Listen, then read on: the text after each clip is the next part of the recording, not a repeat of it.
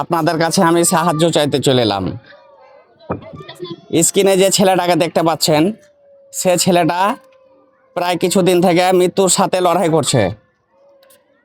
আমার বাম দিকে এই ছেলের আম্মা, এটা এদের দেয়ালে পিঠ থেকে গেছে, এরা আর খরচা করতে পারছে না। প্রায় 7 থেকে 8 লক্ষ টাকা খরচা করে দেওয়া হয়েছে, তারপরে এরা আর পারছে না। আপনাদের কাছে সাহায্য চাইতে বাধ্য হয়েছি।